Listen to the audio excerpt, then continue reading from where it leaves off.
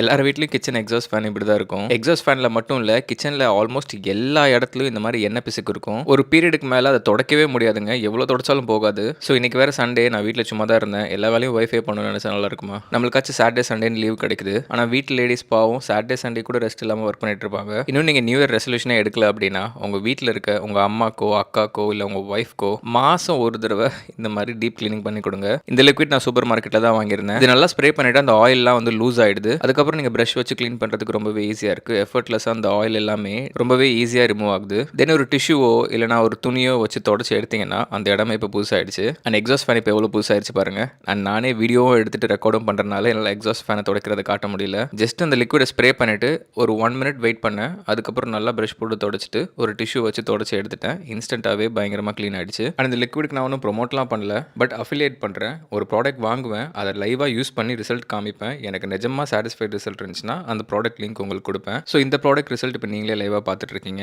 So நான் ஒய்ஃப்க்கு help பண்ண மாதிரியும் ஆச்சு, ஒரு நல்ல ப்ராடக்ட் உங்களுக்கு ரெக்கமெண்ட் பண்ண மாதிரியும் ஆச்சு, அண்ட் அது மூலமாக நான் காசு சம்பாதிக்கிற மாதிரியும் ஆச்சு. இன்னும் சொல்லணும்னா, நான் 5 வருஷம் மெக்கானிக்கல் இன்ஜினியரிங் படிச்சுட்டு ஏரோஸ்பேஸ் கம்பெனியில் வேலை பார்த்து சம்பாரிச்சதை விட இப்படி வீடு தொடச்சி வீடை க்ளீன் பண்ணி ஒய்ஃப்க்கு ஹெல்ப் பண்ணி சம்பாரிச்சது தான் அதிகம். நாம பண்ணுற நல்ல செயல் அது எதுவாக இருந்தாலும் சரி, கண்டிப்பாக பலன் கொடுக்கும்.